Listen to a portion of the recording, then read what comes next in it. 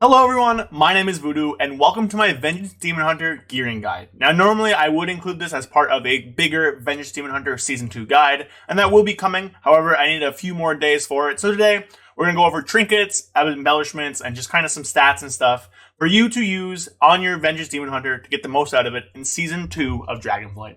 Before we get to the video, if you enjoy the content, consider hitting a like, dropping a comment, and also hitting the sub button. It really helped me out, help grow the channel, and help spread the video to more people. Also, I would like to shout out people from the Havoc Vengeance Demon Hunter Discord who helped out with videos and basically all my Vengeance videos. Topple, Meira, Itame, and everyone else from down there are big help. They're very great people. You should go check them out.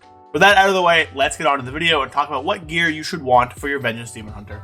One of the first and most important pieces of gear to have on any character, let alone Vengeance Demon Hunter, are going to be your embellishments. Now the embellishments are going to be a bit different depending on raid or an M+, so we'll go over them right now.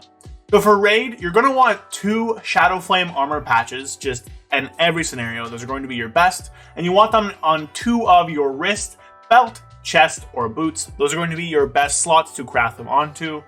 Chest is the worst tier piece for Vengeance Demon Hunter, so you can safely craft it on there should you like. For Mythic Plus, early on, having 2 Shadow Flame armor patches is going to be pretty good as well. They're going to do very solid damage. However, later on in the patch, you're going to want to swap over to the Elemental Lariat, as it's going to have a better overall value for you in Mythic Plus once you have sockets on almost every single possible piece of gear you have.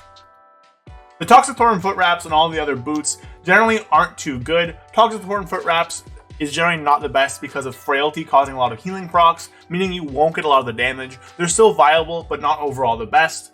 Slimy Expulsion boots aren't that good due to the loss of haste that comes with them. If you've crafted them already though, they're not that bad.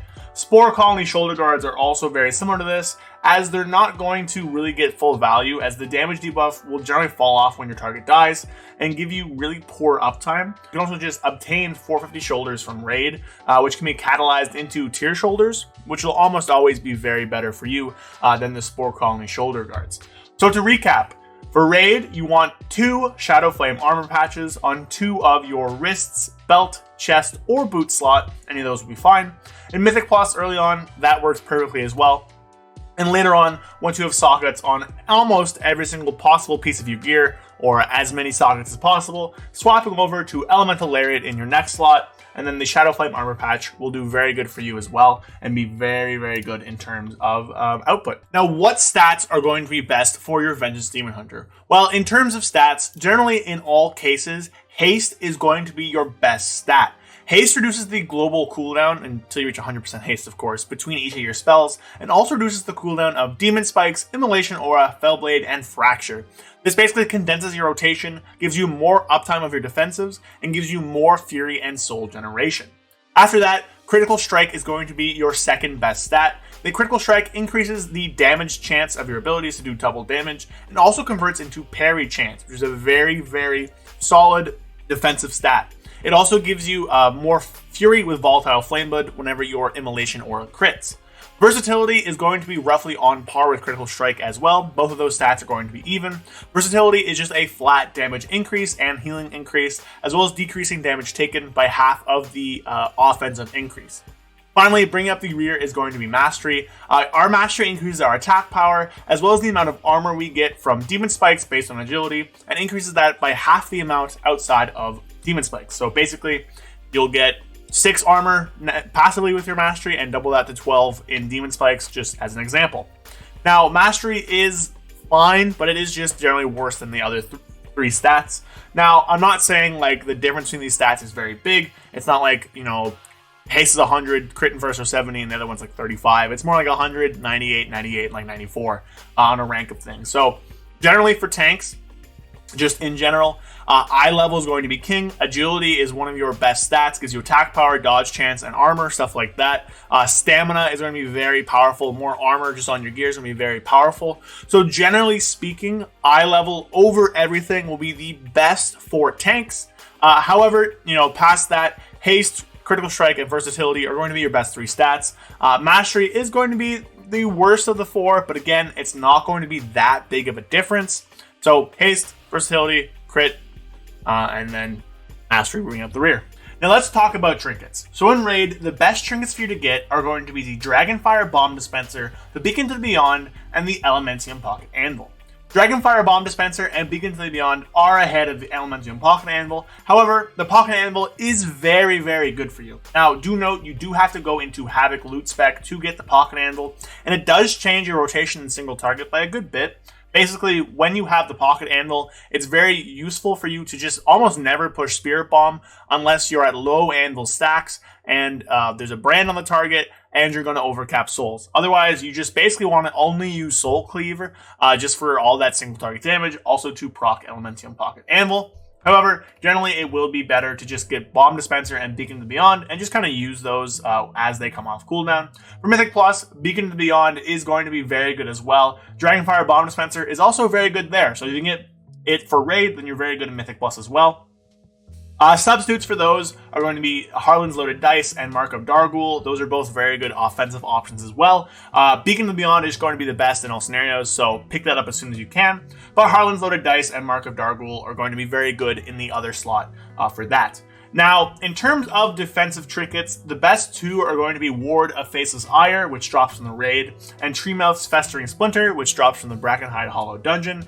However, generally, you don't necessarily need these defensive trinkets unless you're doing incredibly high keys, where you just need these trinkets to live certain pulls, live certain bosses, stuff like that. Most of the time, your kit itself will be more than enough to kill, to power you through these packs, and then your trinkets are better off just to kill mobs, make it through a little quicker. However, it definitely is viable if you want to have those defensives. These are going to be the best ones. They're both massive shields. Treemouth's Festering Splinter is honestly just bigger than it needs to be. It's just such a massive absorb. And Ward of Faceless Ire is as well. Now, Ward of Faceless Ire can also be an external in situations where your group's getting a lot of damage dealt to them. So both of these trinkets are going to be very good, but generally for offensive, you want Beacon to Beyond and Bomb Dispenser, with Harlan's Loaded Dice and Mark of Dargul being good backup alternatives. And then for Raid, of course, Bomb Dispenser and Beacon are going to be your best. Just in general, they're just very, very strong. So that is going to be my quick gearing guide for Vengeance Demon Hunter in Season 2 of Dragonflight. Now my plan is to have a full Vengeance Demon Hunter guide later on this week with talents, rotation, and all that jazz. So if you're interested in that, hit the sub button, follow, and stay up to date with that. I'm doing some Vengeance content. My channel will probably still focus on Havoc, but I do like to do some Vengeance content when I can. Now again, big shout out to Topple, Meira, Itame, and everybody else from the Vengeance Demon Hunter Discord. They have really helped with just my Vengeance side of the content in general. They put out some great guides as well that I've used to do research for this video. So, go check them out. I'll link the description, the Havoc Discord, the Vengeance Discord. It's the same Discord, but like whatever. For you guys to check out if you have any more questions, if you're interested in stuff. But that is going to be it for my video today. If you have any questions, comments, drop them down below. Drop a like if you enjoyed the video, and of course, hit the sub button. I'll catch you guys on Wednesday with my next video. I'll have a Vault video tomorrow, of course. So I'll see you guys then. Hope you guys have a good rest of your day. Peace. A big shout out to my channel members. Payne, big shout out to you. Metarol, WXZ, Alexandra Goncalves, Damian Polichkin, Osgook Aiden, DHFG, Jack Gerard, It's Bulk, and Flapjack67. Big shout out to all of them for supporting the channel, allowing me to keep doing this. If you want to help me get a shout out at the end of videos and get other ton of cool perks, there's a link in the description of every video to become a channel member. So click that if you want to learn more. Anyways, thank you to all these people. Big shout out to them. Could not be possible without them. And I'll see you guys next video. Peace.